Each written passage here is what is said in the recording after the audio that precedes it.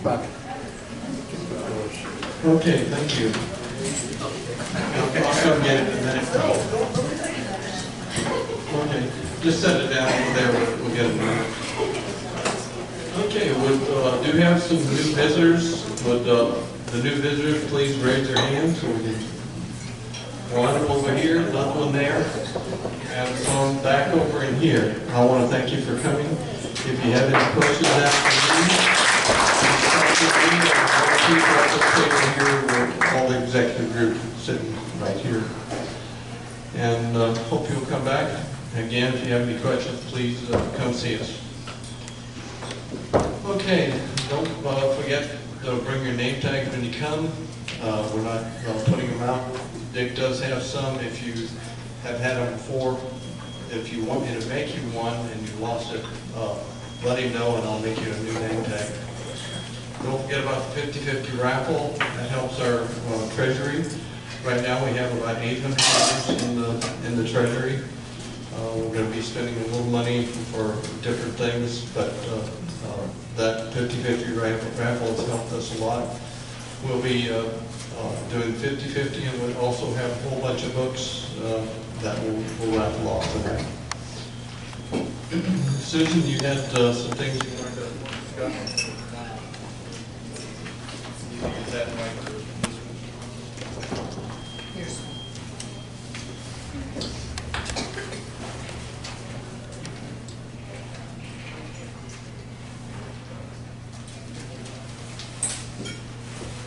I have a question. How many of you watched President Trump today give a speech at the United Nations? Do the highlights count? Pardon? I said, how do the highlights count? I heard the high points. He watched the highlights. Well, didn't he do a great job? Yes.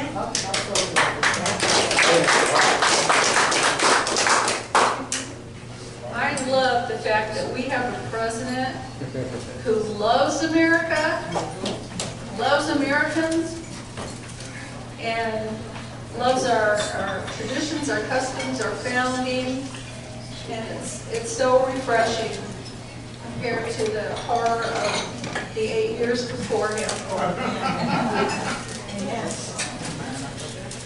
I had a new article published in the Tennessee Star.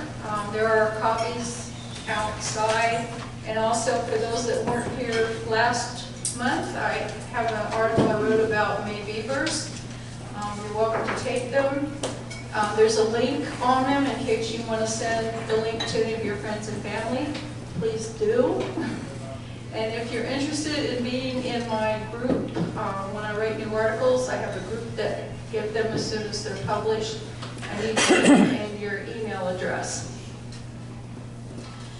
Okay, if you've been to any of the county meetings or school board meetings, you know that there are people that work for the school board that are on the school board commission, they're on the county commission, and they always say something, you know, if there's something being voted on that has to do with their salaries or their benefits and all that, they have the statement that they read, you know, saying that I'm not going to let it influence me that that I might benefit from it. Well, that's not exactly the words, but I'm just trying to set this up as, now I'm going to be speaking not as a leader of Cross County Patriots, but as somebody that's working to help elect Baigert for governor. If you missed the meeting last month, you missed an outstanding speaker and meeting. May is the only proven conservative, consistent conservative running for governor. She has the record to prove it. You will not find her voting for tax increases, as other candidates running for offices have. Others that are running are going to sound very conservative during the campaign. But look a little bit further. Look at their past. Look at what they voted for. Look at what they allowed President Obama to do and didn't even try to stop. consider it. I think we're all at a point now where we don't believe what we hear. They're words. We look for actions. And with Baigert, you get the real deal. I heard recently that there are conservatives that are afraid to openly support Baigert mainly because they're afraid of primarily Diane Black and what Diane Black might do to them if she finds out they're supporting May. There's going to be a lot of money in this election, mostly from special interest. The special interest and the politicians are hedging their bets on which one is going to help me get more of the taxpayer pie and, you know, is going to help my cause. May Beavers has a lot going for her, but she doesn't have a lot of money. She doesn't want money from special interest. Her special interests are the taxpayers and the legal citizens of Tennessee. We would like to invite you to join and be a member of May's Million. We would love to get 1 million donations of any amount from all across the state, because together that amount will really help run a terrific grassroots campaign and also help get May's message out. Help us prove that money is not going to buy this election, just like it didn't buy President Trump's election. If you're interested, there's information about May at the table. There's a sign-up sheet if you'd like to be on our mailing list. And I hope that you will consider volunteering. I'm not asking anybody to do a lot, but if we all do a little bit, maybe we can have the most conservative and the best conservative leader that Tennessee really needs. Thank you.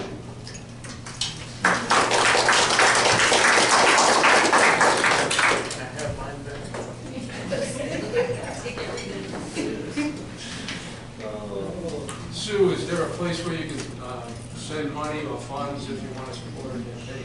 Yeah, you can send to the website, but also there's, if you want to send a check, there's envelopes out there. Okay. And you know, you can be more of one of the million. You know, you're welcome to give every month if you want. Just a little bit. A little bit's all we're asking. Thank you. Okay, Bob is going to introduce our guest speaker. Microphone's right there. Sure. I thought it went back to you. See, I love something.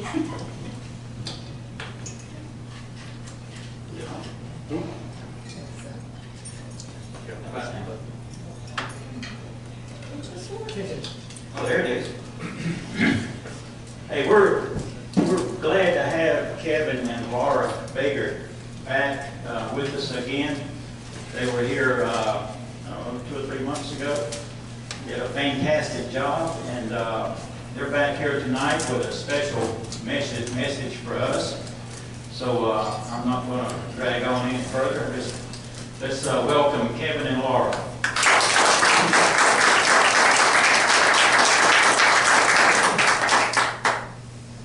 I don't think I've ever had family clap for me.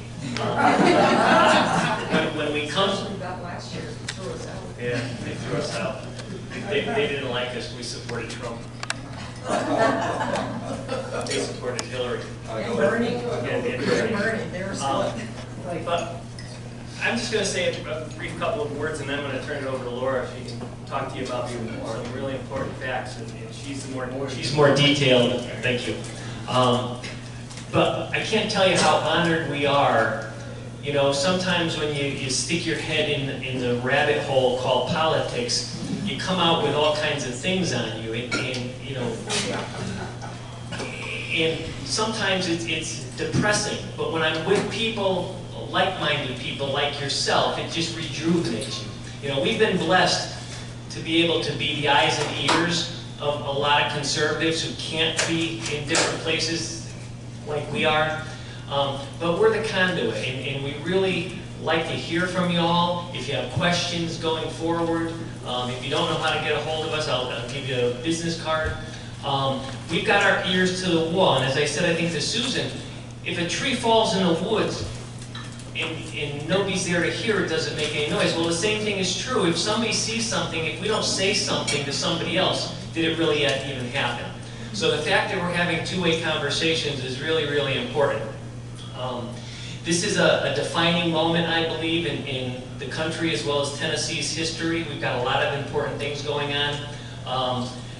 It's time to really think and do your research. We've got a lot of candidates out there. You know, we know how the establishment works. We've got to make sure that we vet people and we understand their hearts. Because once they either get to Nashville or Washington, it goes awry. With that, I'm going to give the microphone to my lovely wife and let her fill you in on some of the things that we've been doing over the last couple of months and going on the next few months. So, here's Laura. For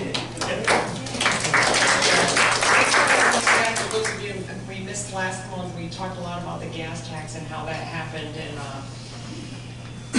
the hot issue the last 2 months in Middle Tennessee has been transit, and that's a discussion for a whole other day because that can take up this meeting and then some. Really what we want to focus on is our House of Representatives, and I hate hearing my own voice. And we're going to focus on that because we feel that there is some hope in the House. The Senate is a lost cause at this point. We'll have to save that for another day too. And part of the proof of all of this is the gas tax. Well, it's not the only issue. I think it's a real bellwether issue that we did talk about 2 months ago, in that, not necessarily in this order, but when you have a $2 billion surplus and we're growing government because our budget has gone up $6–7 billion since Haslam's been in office, that we used an establishment approach, and more than half of our Republicans fell for that. They went with the special interest versus the people, and they have to use many levels of deception to get the gas tax passed.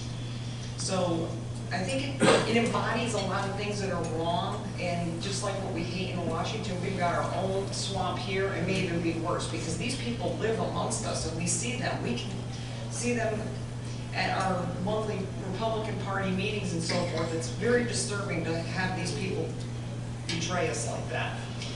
However, on the bright side, it presents a fantastic opportunity for us because you don't often get an issue like this that's so defining that we can use in the next election, and we're in that season already.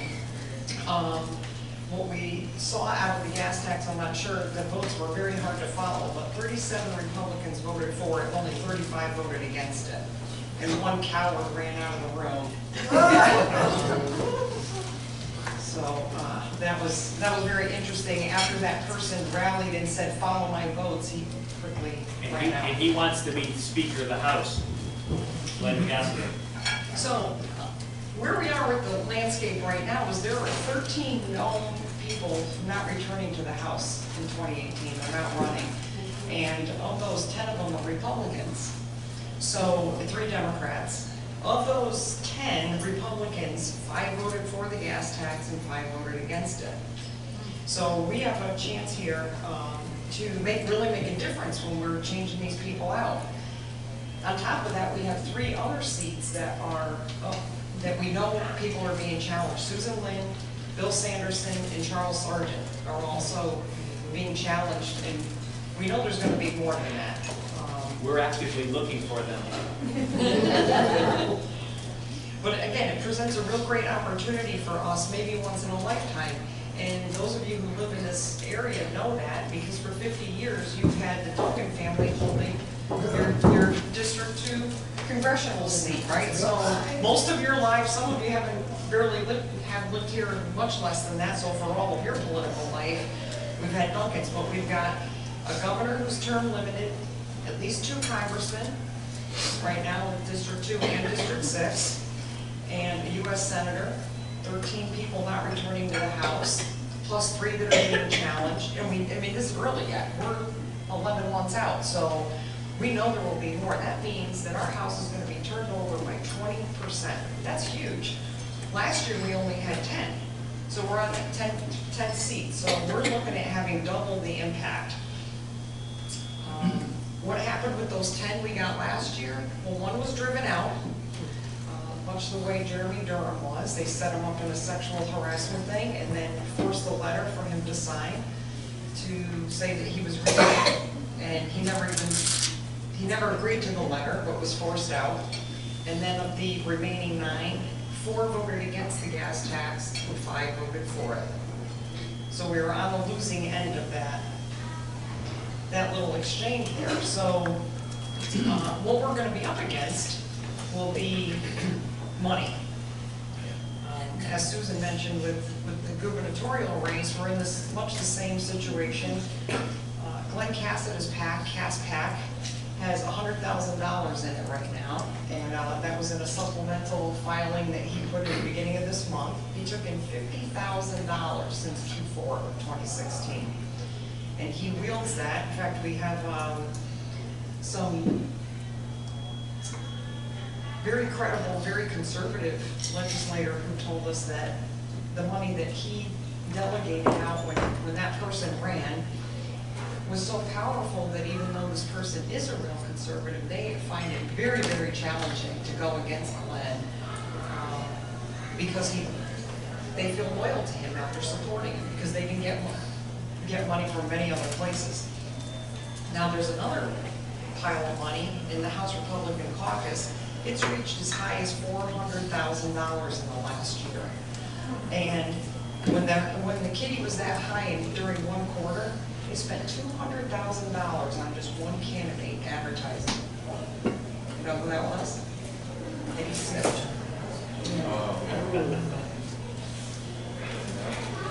So was that a good expenditure of money going to the Republican Party? Yeah. So. Yeah, exactly. This is also the guy who got the biggest contributions from the Haslam family too, of all the candidates in the state. They use a lot of resources though to defend their own.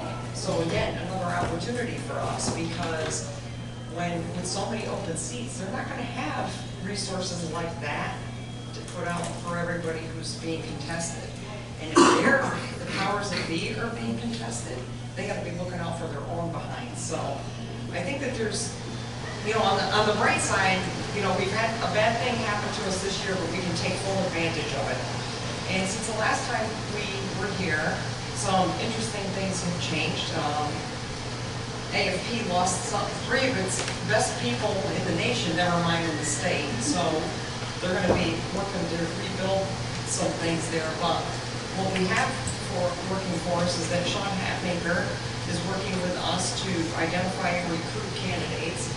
And of those 13 we were talking about, maybe more, depending on how much we can get out there and how many people we can find. And once we identify and recruit, we need to vet them.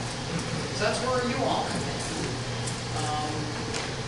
You are in a position of having good representation for a number of years now, and you're also in the fortunate position to have 2 great candidates running for your 2nd district, but we need to backfill Jimmy Matlock's seat. So we'd like to start that discussion with all of you being out there in your circle of people and friends and influences. We need to start thinking about who's capable, who's willing.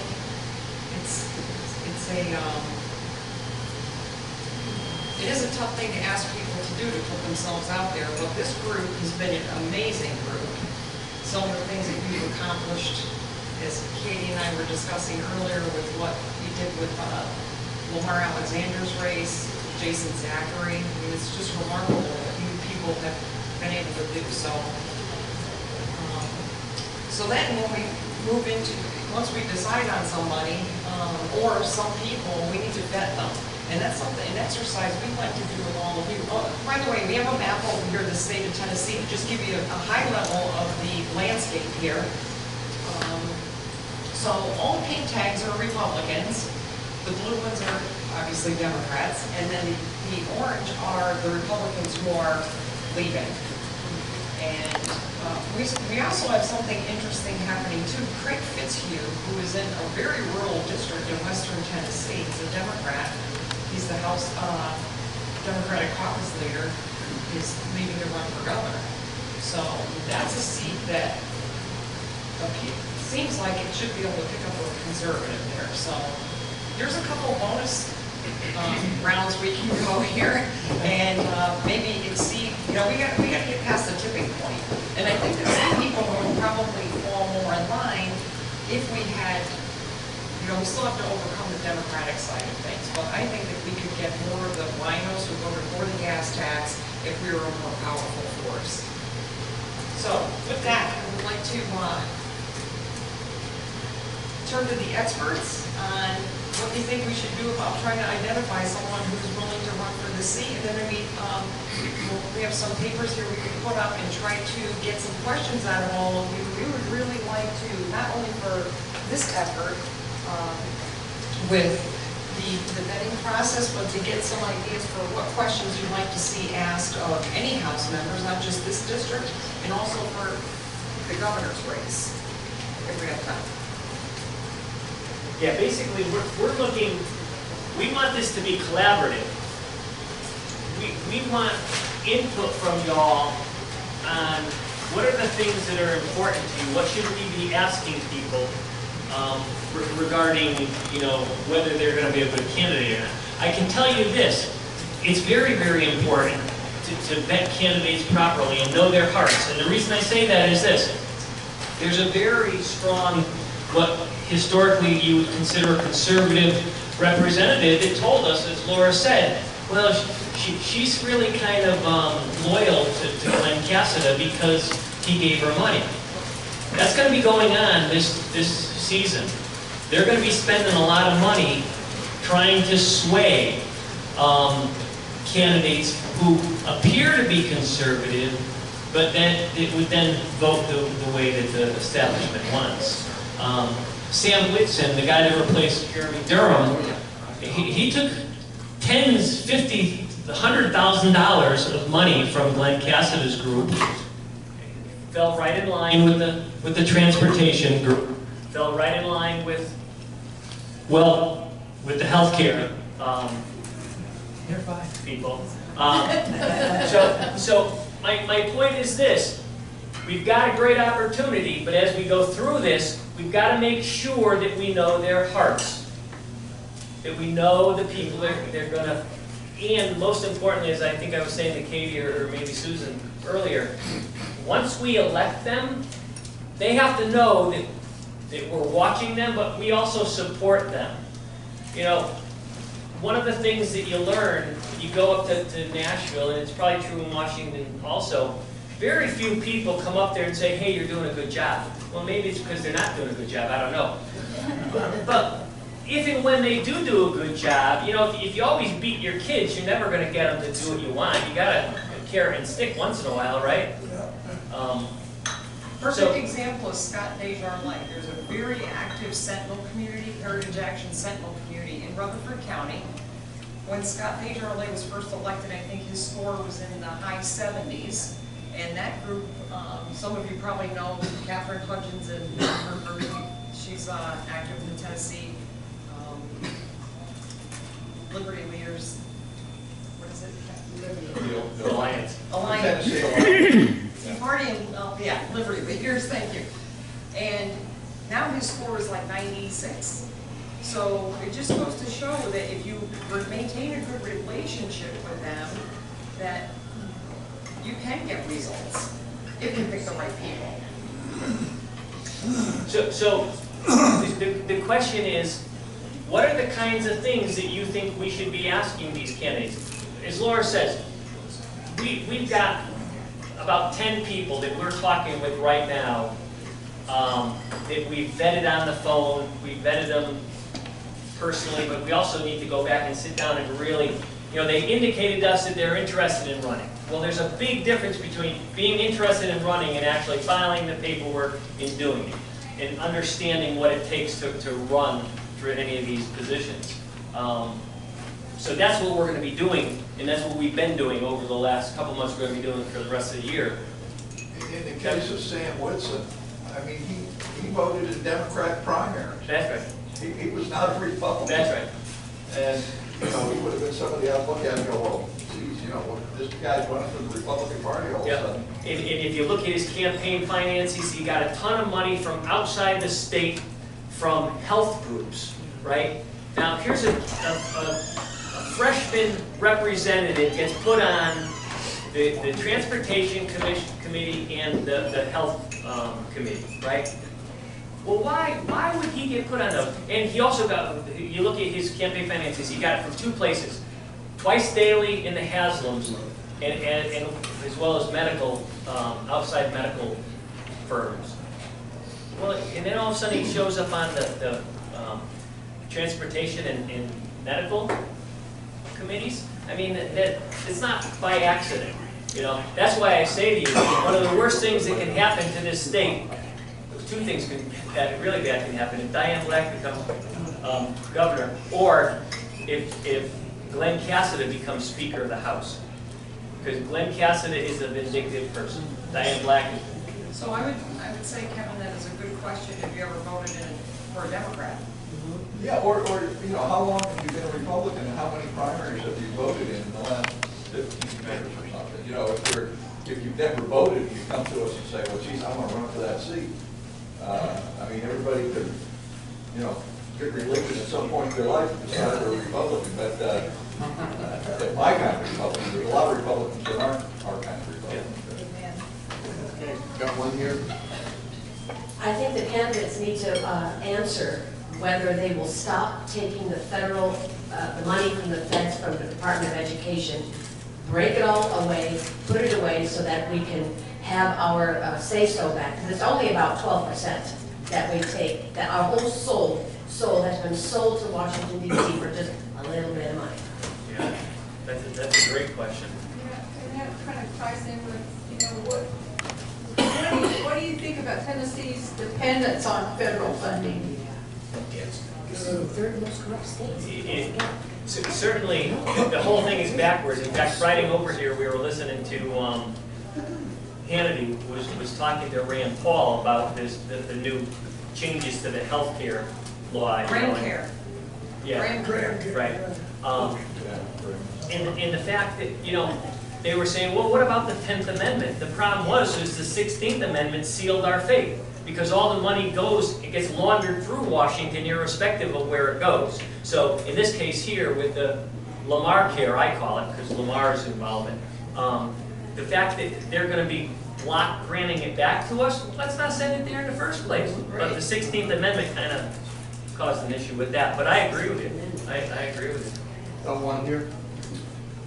Well, that really leads us into even further, not just education or healthcare, but every federal encroachment. Is the governor and our elected representatives going to stand up and say, no, this is an encroachment, this is our domain, you can't do it, we're not going to do it. Right. And that needs to be done, and it's never done.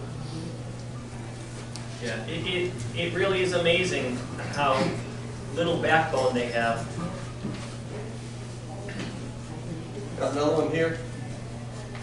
So all Tennessee candidates must support constitutional carry without equivocation at all. Amen. No fiddling around, no dancing around about it, no I'm 100 but, none of that. Yeah.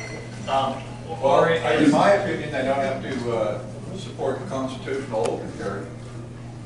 Yeah. Okay. I'm just telling you, I'm not for open. Okay, we got one here. If the list isn't too long, could you give us an idea of the question that you're asking, and maybe that'll spur something in somebody else's mind? Yeah, Laura's got it here somewhere. How about repeal the gas tax? Okay. Yes. Yes. Yeah, good luck. I actually think that these two are built, you know, John Harris and Jeff Hartline from the Tennessee Firearms Association really talk to constitutional carry a lot, because if you're wrong on that issue, you tend to be wrong on a lot of other issues. It's not, you know, they kind of go hand in hand. If you don't support constitutional carry, you're gonna be wrong on a lot of other issues, so. Anybody got anything else? What do they believe the role of what do they believe the role of the federal government should be as it relates to the state?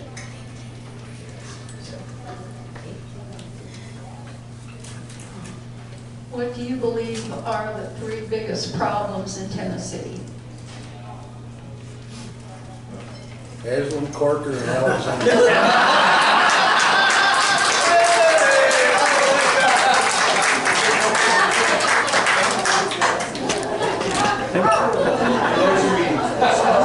That was a good one. Got one back here.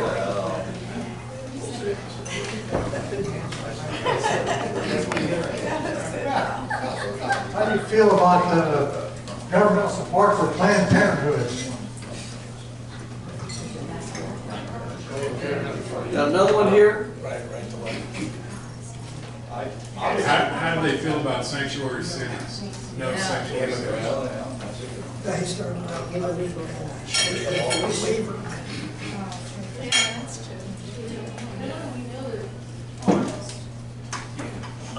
They're just going to say things. I personally feel like they need to show an inclination to a stable family life, because you know, somebody who's been married 2 or 3 times, you have female. Like Trump? I'm not saying it's the sole litmus test. I'm not saying that's the only issue, but I think it's something to look at, because they're too easily influenced, maybe by those that want to influence them in a fashion that, based on past history, in a fashion that we don't want to ever see happen. And it also shows a commitment on their part, come hell or high water, let's say. And I don't want some guy getting into office and then bailing out on all his pledges. That's really, it's important why we speak with groups, because y'all know a person, if they're your neighbor, you know how they really act, whether they beat their dog or their wives or their kids or whatever. Who did they vote for in the presidential primary and why? We love that one. Got any more? Any more thoughts?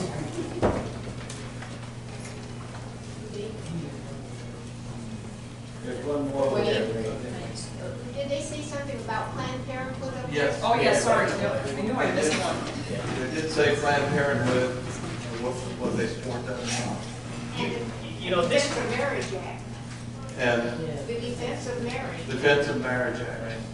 this group is probably one of the most active, regular meeting Tea Parties still in existence in Tennessee. Perhaps, I can't speak to that, but the point is this, is that, so you wield a lot of influence, you know, both in the decisions you make, but then also in helping us. We will be back as we start to get some of these things, you know, and talk to candidates, and we're going to want input from y'all. And I know Kevin and some of you are more mobile. We see in other locations, so we talk a lot. I know Bob and Ginny, they seem to show up everywhere we are now. I think they're stalking us, but we love it. Or vice versa. Somebody asked the question about how do you know if they're honest. I think there's Kevin has a manufacturing background. I just happen to work in a manufacturing facility with Kevin. Well, one of the tools that we used in that environment is called the 5 Whys, and it's a tool to ask. So, you know, at the end of the month, if any of you have worked in manufacturing, you have a quota. You know, you have to, a certain amount of dollars have to go out every month, meet your forecast and all that. So when you don't meet it, giving you an example, why didn't you meet it? Well, the machine was down. Well, why was the machine down? Well, because we didn't do preventative maintenance. Why didn't you do preventative maintenance? Well, the maintenance guy was off, you know. So by the time you get through the 5 whys and you get to to the fifth question, you will find the dirt on people. Sorry, that was the reason for you not making your numbers. But if you apply that with people, then you ask the questions all the way through, and that's part of the vetting process. Then you got to keep asking the questions till, and in fact, that happened with a candidate where somebody was asked, a potential candidate during the vetting process, do you believe in constitutional carry? And they said yes. So if you left it there, and it's like, well, why? Well, I do think that there should be, tell me what constitutional carry means is the first question back. Okay, well, there's a red flag. So then the next question was, well, what do you think should happen? Well, I actually think there should be more controls on how people carry guns.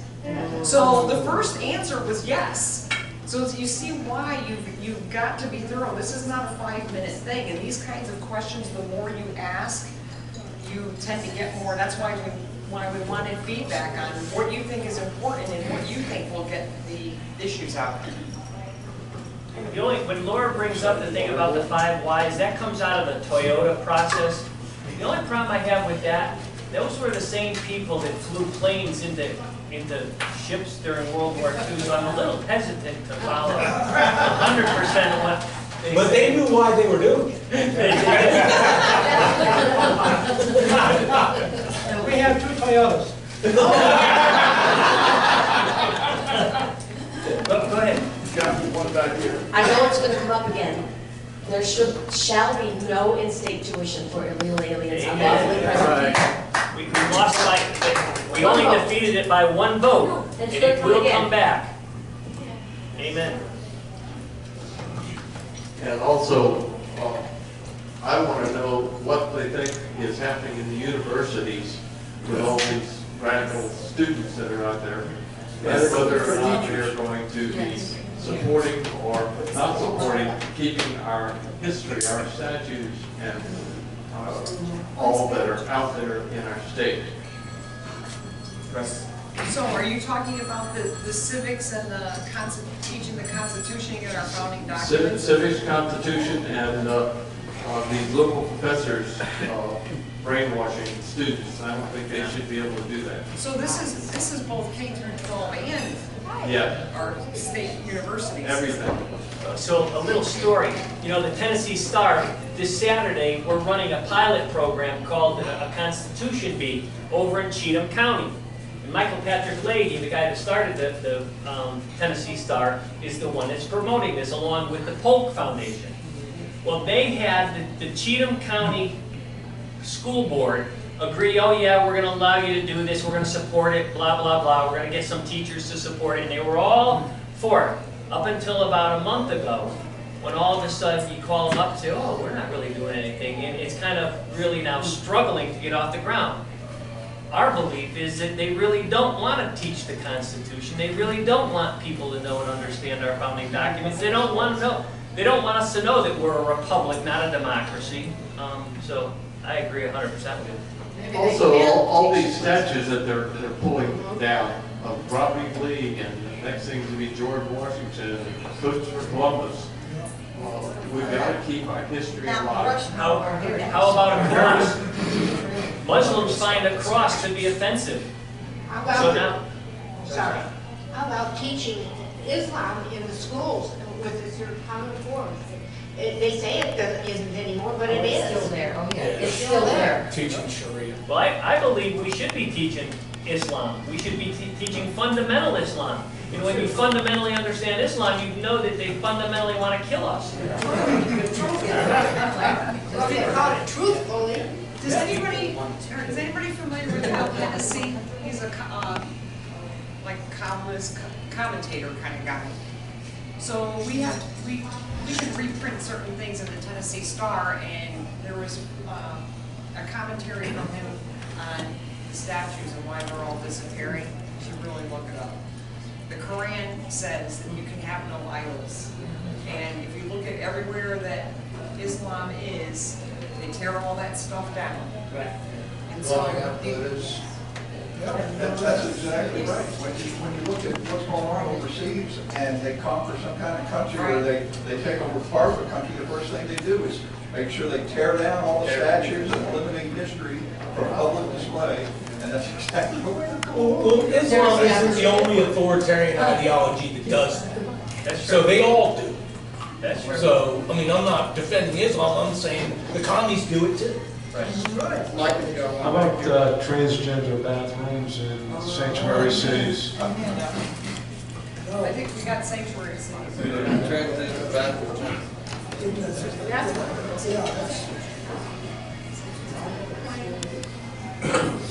Part of the other thing, why this is important is we want to get these people on the record and you know, hopefully we're going to get some people, good people elected, but if they're not, if they tend to go back against what they said, we'll have it on the record and we will we'll hang them by those.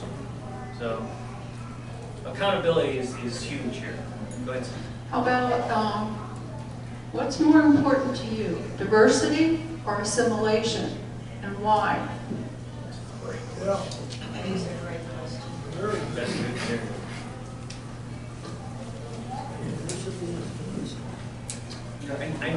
I know you folks have some other things you do in this meeting. We don't want to spend all night. If you need a business card or need to know how to get a hold of us, if you want to send us, I know some of you do send us stuff. I can give you a business card or. I did have a question though. Got another one back here. Oh, go ahead.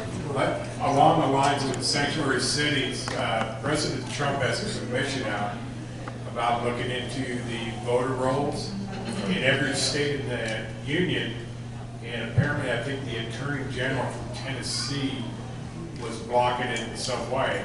How do they feel about looking into the voter rolls in the state and cleaning up the voter roll?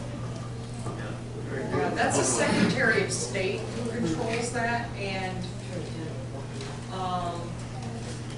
in terms of all the election stuff, and I actually did read something, I'll put it down, I'm just not sure that that's a fine line of, in terms of turning over documents to the feds with our names on it. There is a privacy thing there. But that raises a great point regarding our Attorney General. You know, there are some people that should be elected. Elected, yes. How about that? You know, That would be a good question. that we get to say, you That's a know. critical issue. Yeah. Okay, got one here from Katie. This is a little bit of a different subject, but when we go out in the community and look at our own members and try to canvass potential candidates, one of the biggest problems we're running into is finances. How do you finance that campaign?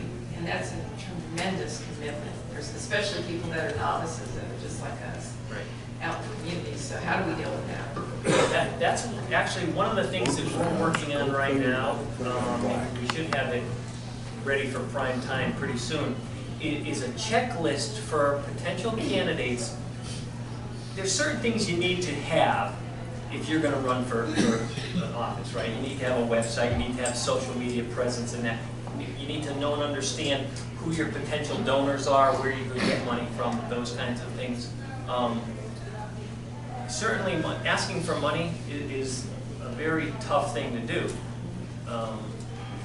I will say this, I do believe that campaigns are changing now. With social media being as strong as it is, money isn't the driver that it used to be. Don't let people tell you that money is the only thing that's going to do it. I can say this, that if you don't have name recognition and you're not willing to get out there and get the name recognition, money can easily beat you because they can buy name recognition. So, yeah, that's a great point, Katie. That's one of the things, you know, and the last time we were here, I was pushing the fact that, you know, we started a PAC. I'm less pushing for money now because there's more people getting involved in that. What Laura and I realized is we've got to get out there and find the candidates.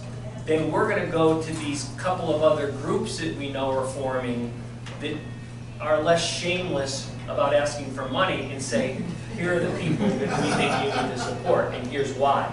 Because a lot of these people, I'm going to just use Joe Carr, for example. He's not going to do the legwork to go out and meet and greet and talk to these people. He's going to say, well, so-and-so told me that so-and-so is good. Well, we're going to go and meet with that person repeatedly if we need to. Go interview neighbors or whatever it takes to know that when we say this person is is decent. I mean, listen, everybody has skeletons, so. So if you qualify a person, would Joe then give them some money out of his PAC? That's kind of more and more, Kevin, where I see Laura and I working on, are we gonna continue to try to raise money? Yes, we are. But you know, the problem is right now, everybody's got their hands out. Everybody's got their hands out. And I understand, you know, most of us haven't gotten the 3 and 4% raises the way the state workers did. You know, and the cost of everything is just going through the roof, so I understand.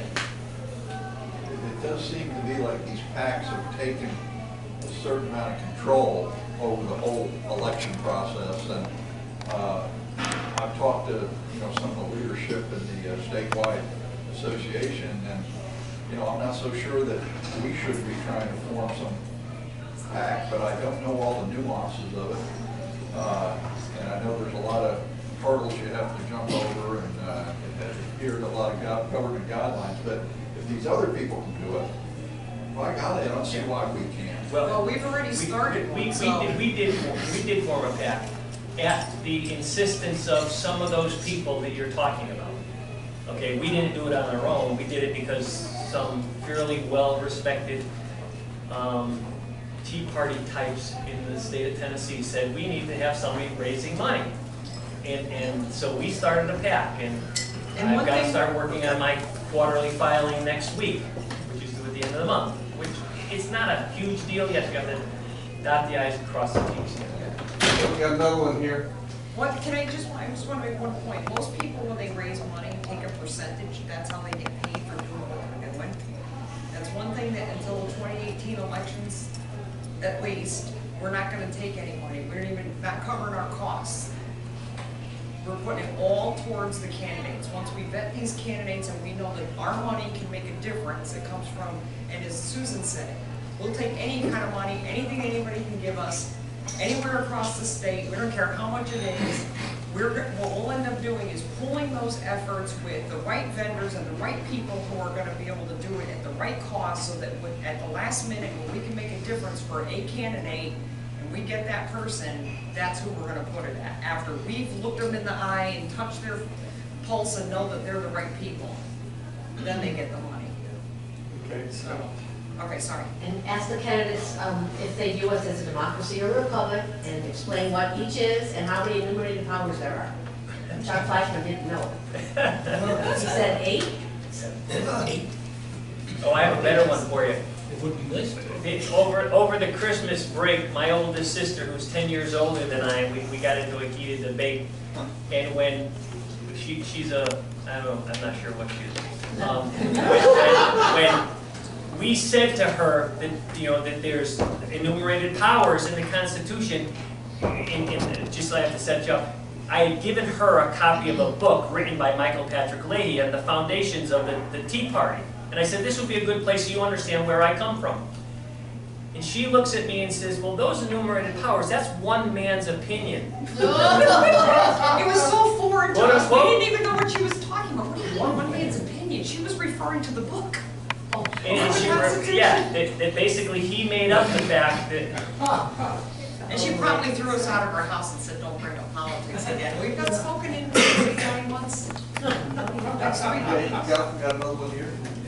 So this is sort of a question for the group. He said something about voter rolls, which started triggering my mind, thinking about voter fraud and all this. What are the thoughts of you all, because I've not heard from many people, on the fact that Tennessee now allows you to register to vote online? Did you guys see that last week? You can now register to vote online. What are the thoughts of the group on that? On voter fraud, things of that nature? I don't know. Well, I have another one, and that has to do with not the voter rolls, but the illegal aliens voting. Make sure that we have ID, make sure that everybody has to show a picture ID in order to vote. That was an issue last year. I don't know if you heard about this, but May Beavers discovered that the IDs, where it's written that you are not eligible to vote was so small, and so that you couldn't distinguish it. So I think what they've done now is they've turned it so that your ID is in the other orientation. Oh, okay. So that people who are here on visas can't vote. Another safety. Right. And But they could the other one is we have a lot of county officials that are also working for the county and the state and the city. That's a great question for a state rep.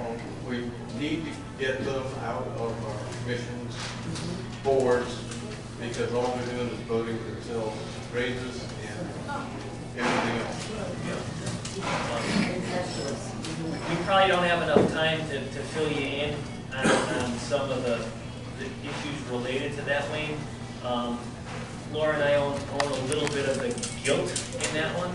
We were working with Courtney Rogers to get the conflict of interest laws changed.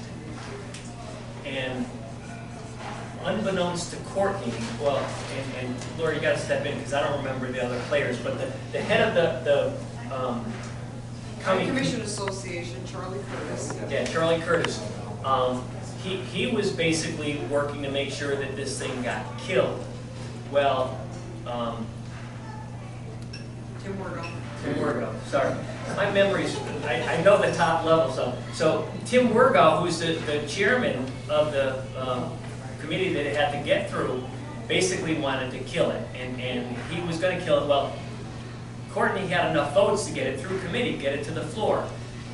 He goes to Courtney and says something like, well, would you basically agree to this if she did? Well, she didn't realize that what she agreed to was actually a loosening up of the law. We were there too, and we didn't know it either. You know, but again, that's where these people, they're experts in these things, and they're just snakes. Yes. They're snakes. But you can fool me once. Well, we're going to have to move on because we've got several other people that need to talk. Thank Okay. you. Well, Thank you for that. That's outstanding. okay. Any last comments? All I can say is we really do look forward to hearing from y'all. Like I said, we've run into some of you and we hear from some of you. If you want to know how to get a hold of us, I'll give you a business card.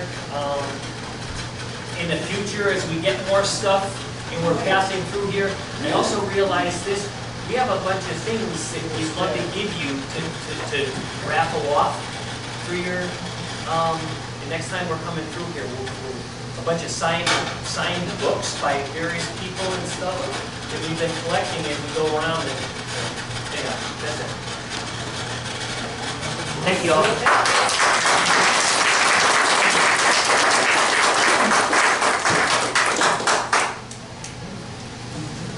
The resetting. Okay, next will be our Constitution. Ray Morgan's going to be talking about the Constitution, and we have several other people we need to talk to about forms and stuff that are going on. Everybody hear me? Okay, this month's segment on the Constitution, I want to talk about some things that probably a lot of people don't bring up. First of all, everybody knows that a week or so ago, our national debt hit what? $20 trillion. Okay, when our government's out of control like that, the first thing I always do is ask the question, well, is that constitutional? Okay, so let's go to the Constitution and see what it says about borrowing. Now, Article 1, Section 8, one of the few powers that Congress does say that Congress has the power to borrow money on the credit of the United States, period. Okay? So, borrowing in a national debt is allowed by the Constitution. But is a $20 trillion national debt really what our founders envisioned? Again, let's go back to the history and look what they talked about. If you read the minutes of the Constitutional Convention, you will see that when the subject of credit and debt came up, there was a lot of discussion because a lot of the founders thought that there should not be any debt in the national government. Of course, most founders, and that's why it was put in, thought that it was a necessary evil. And the reason was because they understood there was going to be times of war or some other times of great peril where it was going to be necessary to borrow money to prosecute a war or whatever else. But they really thought it would be limited to that sort of thing, just really extreme situations, and not just an everyday thing like we're doing today. So really, when you look at the founding principles, it could be summed up something like this. Loading up the nation with debt and leaving it for the following generations to pay is morally irresponsible. Excessive debt is a means by which governments oppress the people and waste their substance. No nation has a right to contract debt for periods longer than the majority contracting it can expect to live. Okay? And that's just kind of a summation, but let me give you a few quotes, and there's tons of quotes if you go start trying to look them all up, but let me just give you a few.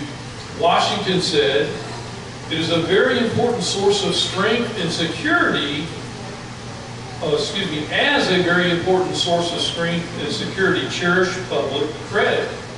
Notice he said credit, not debt. And let's hear what he continues to say. And this is in his I think it was one of his first inaugurals. Anyway, one method of presenting it is to use it as sparingly as possible, avoiding likewise the accumulation of debt, not only by shunning occasions of expense, but by vigorous exertions in time of peace to discharge the debts which unavoidable wars may have occasioned, not ungenerously throwing upon posterity the burden which we ourselves ought to bear. Okay? Again, you notice he's saying, he's really talking about, well, the only time you should have debt is during a war or something like that. Okay, let's go on to Jefferson. He says, "I sincerely believe that the principle of spending money to be paid by posterity under the name of funding is but swindling futurity on a large scale." He also said another one, he said, to preserve independence, we must not let our rulers load us with perpetual debt. We must make our election between economy and liberty or profusion and servitude. In other words, he's equating debt to servitude. And of course, that's a biblical concept. You know, the proverb says the borrower is a slave to the lender. Amen. Madison, again, he says, "I regret as much as any member the unavoidable weight and duration of the burdens to be imposed." He's talking about debt. "Having never been a proselyte to the doctrine that public debts are public benefits, I consider them," meaning debts, "on the contrary, as evil, which ought to be removed as fast as honor and justice will permit." Okay, so basically our founding fathers allowed debt, but they thought it was an evil and that it shouldn't be perpetual like it is today. Well, if you look at all the charts throughout history, our American history, and you look at the national debt from 1787 through today, you'll see from 1787 till the early 1920s, it was basically a flat line, almost non-existent. It averaged about 3% of the GDP per year. The only times you had some spikes was normally like Civil War, big spike, other wars, little spikes.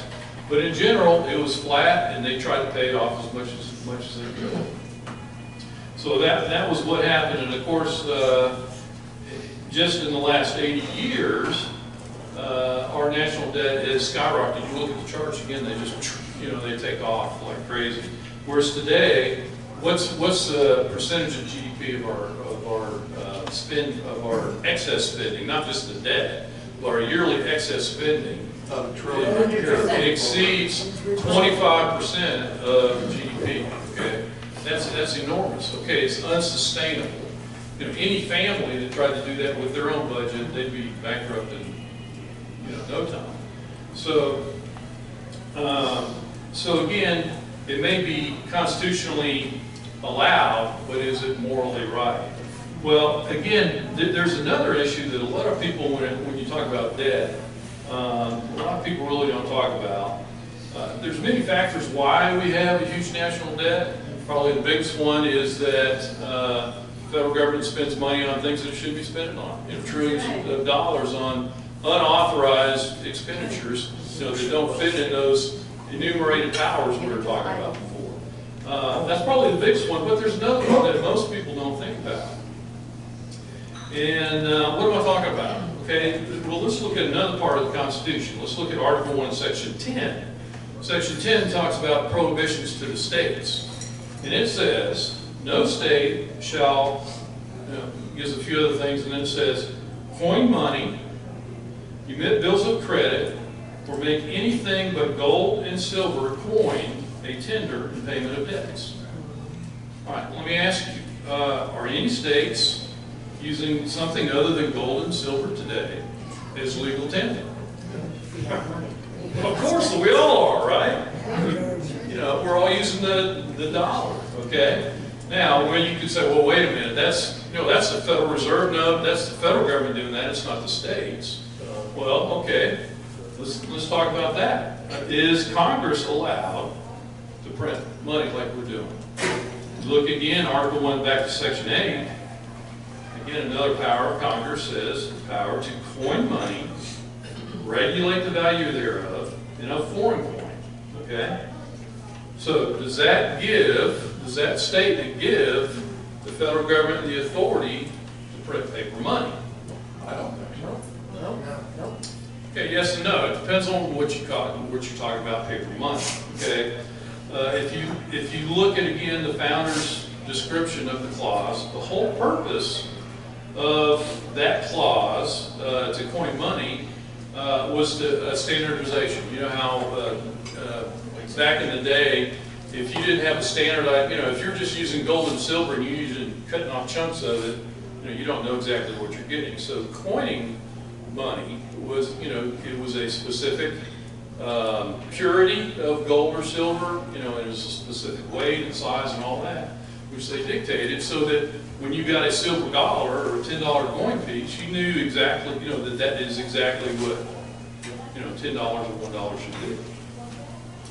Okay, and also they were thinking about the unbacked paper money of during the Revolutionary War. Everybody's heard the statement, worthless as a continental, right? Okay, what happened? They printed continental dollars and became worthless because they weren't backed by anything. And so, if you read all the arguments, they're talking about the whole issue is we don't want unbacked paper money because it's disastrous, it leads to inflation, and it's really a blight on government because they're in effect cheating people with paper money. And many founders lost their fortunes because they were, buying continental dollars at the time. Well, so again, that was the point of saying the federal government could coin money. Well, again, let's look at history. How did paper come about in the first place? Well, up until 1933, our country was essentially on a gold and or a silver standard. And it depended on how they valued the gold versus the silver. In essence, they didn't value it right, so the market either drove the gold out or the silver out. But basically, all money, even paper money back in the day, was backed by gold or silver up until 1933, with the exception of the Civil War. From the period 1862 to 1869, the government printed greenbacks. Okay. And they were not backed by gold or silver, but they were declared legal tender. Okay, again, I think violating the Constitution. And what does legal tender mean anyway? You have to take this money. Exactly. It means that any individuals or businesses have to take this paper as payment. Okay, they can't refuse it and say, no, I want gold. You have to take it. That's the whole point of the legal tender idea. Well, of course, what do you think happened to those greenbacks?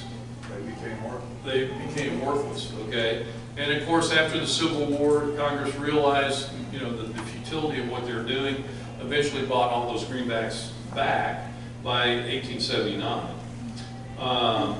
So, does that mean that there was no paper money between 1787 and 1933? Well, not at all, but you remember what was the purpose of paper money?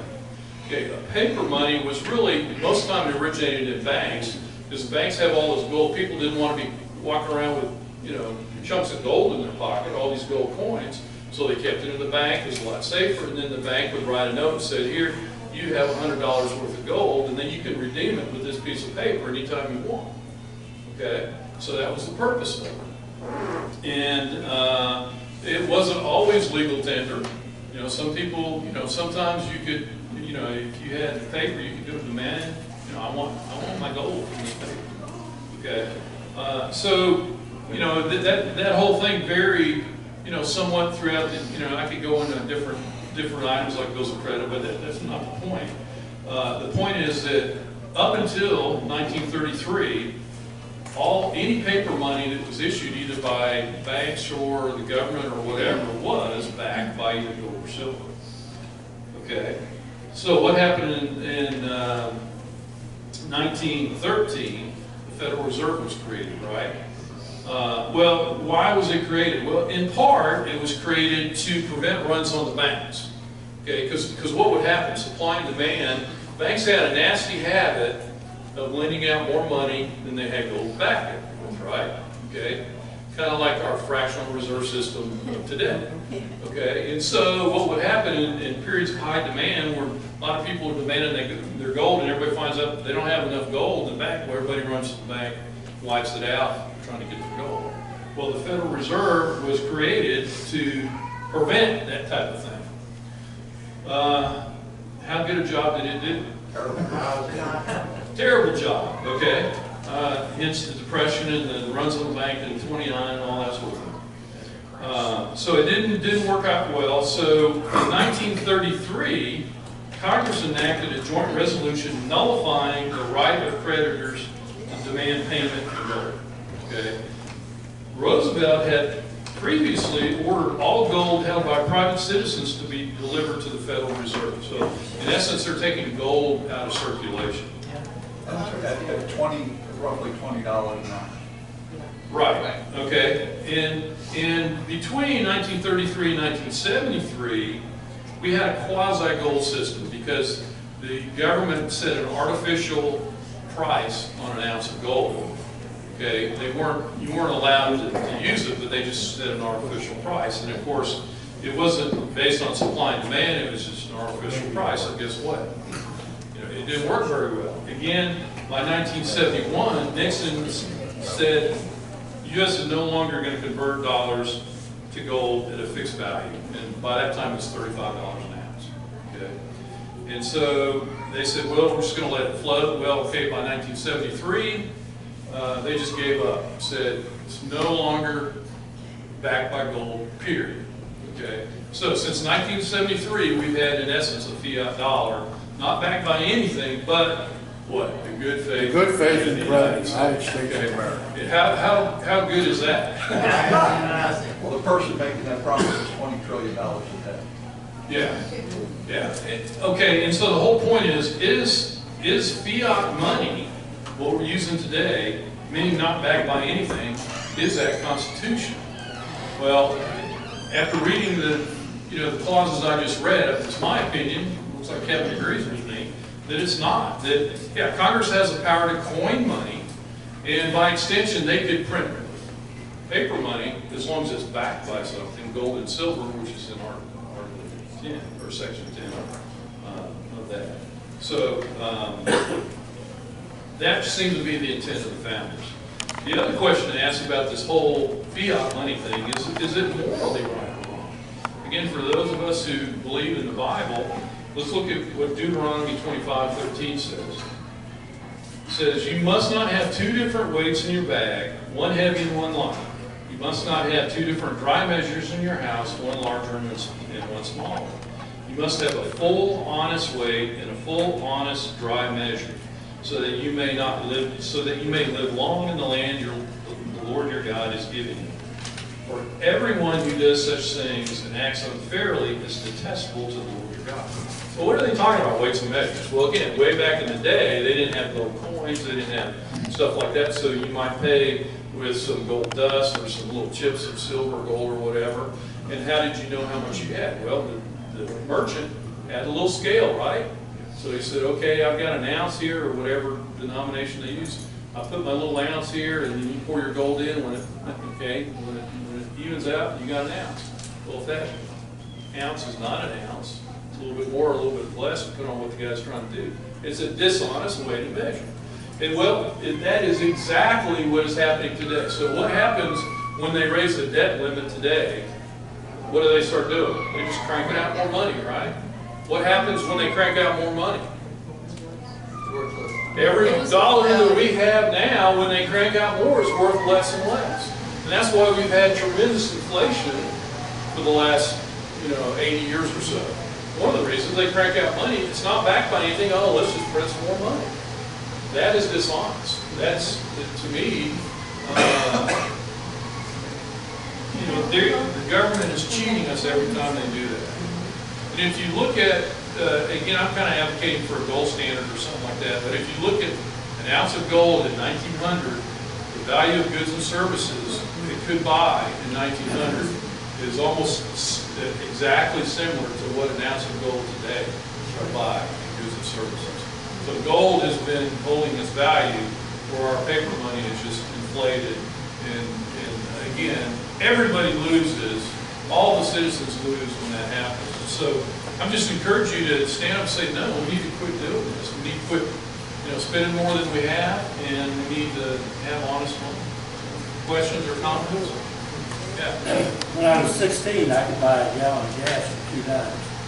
Yeah. But now, if I have those same $2, I can still buy a gallon. But those $2. Yeah, those same $2, silver, right? Don't have to go out. We got a whole bunch of. All right. Sorry about Okay. that. Thank you very much.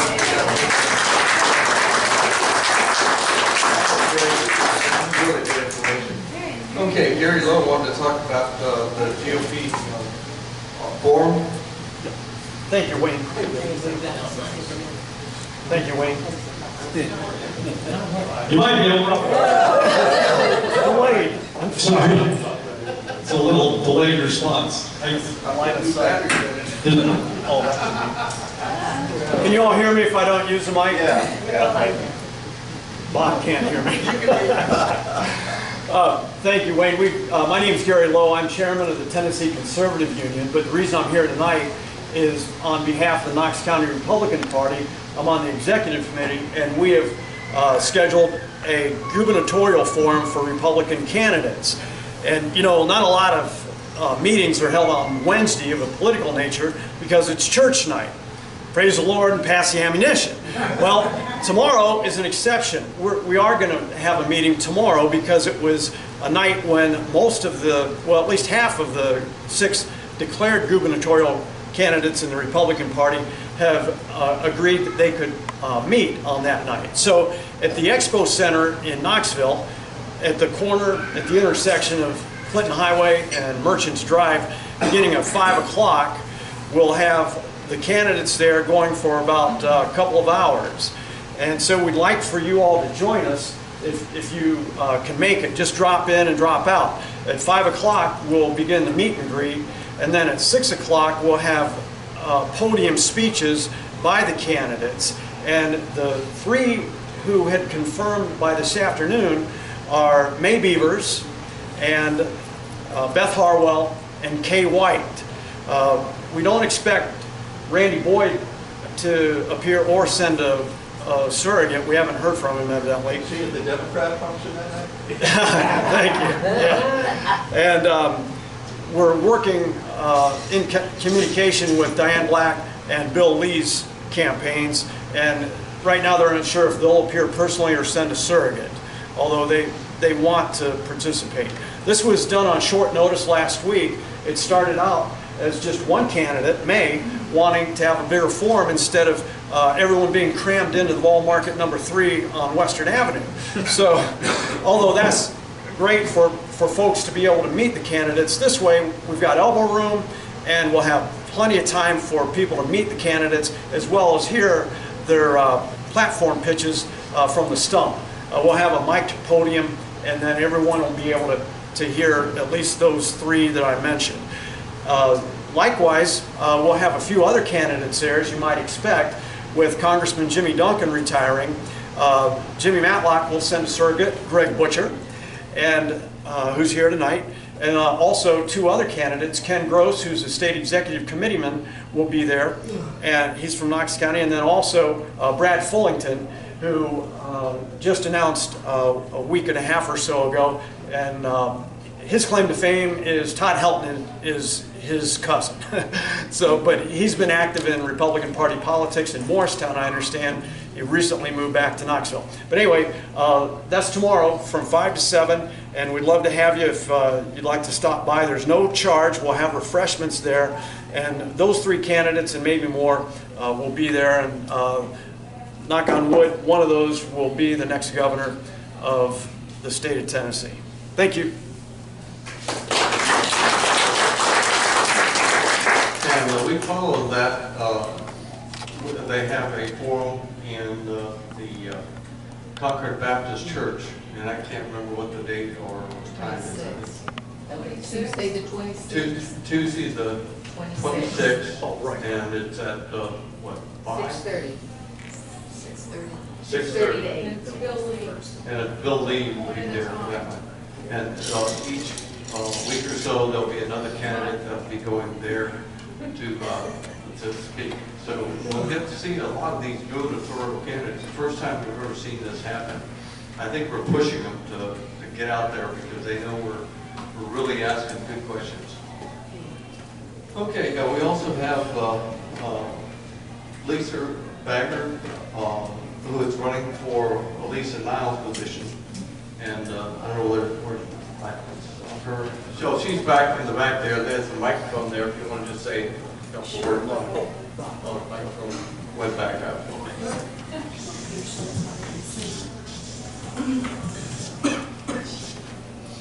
Thank you. I just wanted to introduce myself. I had not planned to speak this evening, but I did want to attend the meeting. But my name is Lisa Bridges, and that's okay. After much thought and prayer and talking with my husband and my family, I did want to let everyone know that I'm going to be running on the Republican ticket for Loudoun County Clerk. I currently work for Lisa Niles, the Loudoun County Circuit Court Clerk, but I will not be running against her, but I am going to run for Loudoun County Clerk. If you don't know, if you're not familiar with that office, it's located at the courthouse annex in Loudoun, and it's where you get your car tags, marriage license, and a few other things at that office. It's currently held by Darlene Russell, and she has announced her retirement, and she will not be running on the in the 2018 election. Just a couple of things that I wanted to let you know about why I'm running and what qualifies me. One of the things throughout, I've worked for county government. I've been at Lisa Niles' office for 9 years now, and I formerly worked for George Miller, who was county executive back in 1997 through 2001. And it's why I identify with the Tea Party. I'm tired of the status quo, business as usual. Some of the things that I would like to bring to the county clerk's office, some of you may not know it, may not care about it, but one of the jobs that the county clerk does by statute is keeping the county commission meeting minutes, agendas, and those committees appointed by county commission.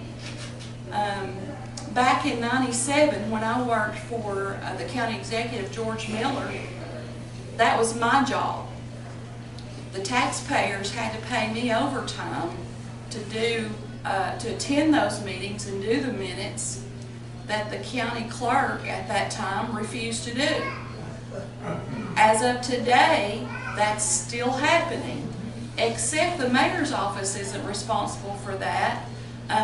The county taxpayers are paying someone that's hired to come in and do that. Now, the county clerk is already paid a salary to do those duties. And because I have that experience, that 4 years of experience, I feel like if I'm elected, that will come back to that office, be under control of the office, and I will personally attend all the meetings and do the minutes as statute requires the county clerk to do. Another thing, I feel like as a service to taxpayers, especially those who work, the office is open at 8, closes at 4:30, Monday through Friday. Well, I know myself, I cannot get there in those hours because I work. So I would like to see the office open, maybe not every evening, but at least a couple of evenings a week till 6, 6:30, and a half a day on Saturday. And I would like to do that without costing taxpayers any more money. And also, thank you. We're going to have to move on, but thank you very much. yes, but I just wanted to say that, and just, you know, I asked for your vote, and I'm very humbled to be here tonight. Great. Welcome to back. Okay, we have Christopher Butler here that wants to talk just a minute. 6:40. Running out of time here. Having to deal with the U.S. Attorney down here. I'm Facebook friends with Chris, and he don't know it. This is the first time I get to meet him. Yes, sir. I'll keep my remarks as brief as possible. Can y'all hear me all right? I'm 2 weeks into this job as Director of U.S. Term Limits in Tennessee. The idea, I take it that Bob Corcoran and Lamar Alexander are not popular in this room. So I gathered. We want to term limit these guys. We want to have an amendment in the Constitution that limits senators to 2 terms and people in the House of Representatives to maybe 3 or 4 terms. To do that, we're going to have an amendment in the Constitution. To do that, we're going to have 27 states apply for an Article 5 convention to discuss term limits and term limits only. So we're hustling. We're trying to get volunteers to get the Tennessee General Assembly interested in making this go forward. I have, if you're interested in volunteering, we're looking for people. If you want to sign a petition, it will be sent to members of the Tennessee General Assembly. I've got bumper stickers here. I've got some brochures. I even have something called fidget spinners. I don't even know what those are, but I'll do with the kids. And I've got business cards as well. So thank you for your time and your attention. It's much appreciated. We've got a question for you.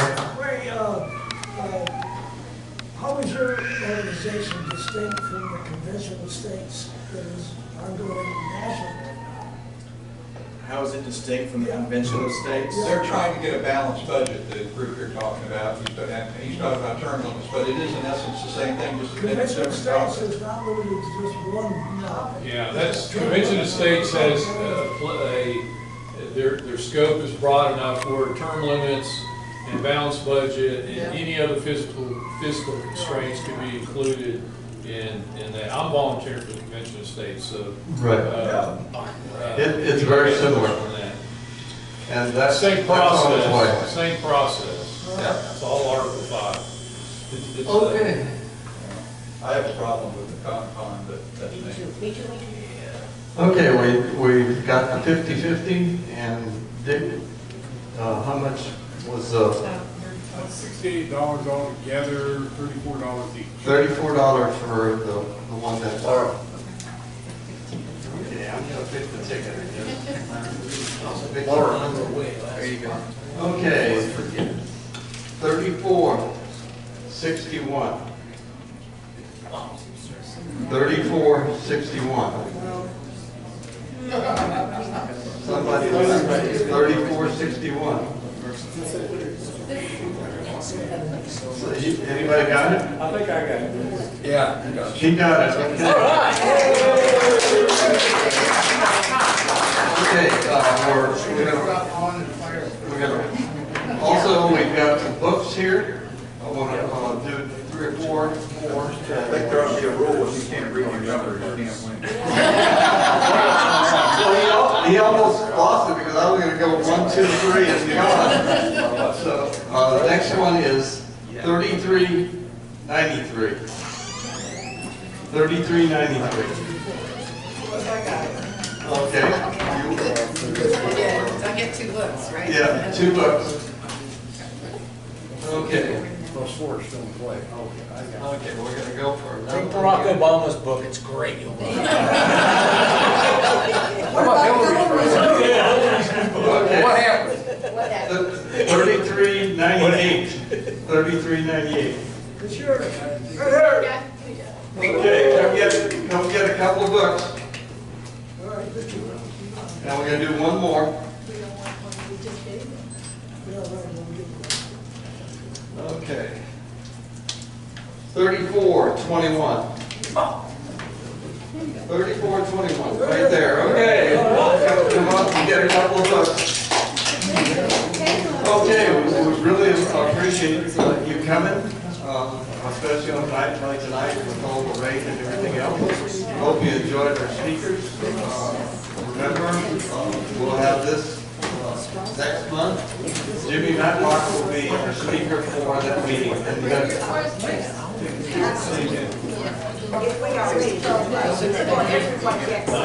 Hold on just a second. Wait just a minute. I know that it's a problem to do this, but with all the plans that we've made tonight and the way our hearts are turned, I think we need to rejoice in the Lord and thank Him for giving us the privilege and the time to do this, and that we will all have great perception in the decisions that we make. So, Father, we just thank you. We lift up our hands and our hearts before you, and we say, Lord, keep them clean. Keep our minds clean, Lord. And Father, we pray for all candidates that are running for any office whatsoever to know you and to be as clean as you want them to be, as you expect them. So we praise and thank you, Father, that we will pray for all of those that are going to be in that position. We will not pray, Father. We will make it a point of absolute determination to do that. Thank you. In Jesus' name, amen. Amen. Okay. Again, Jimmy Matlock will be our guest speaker next time.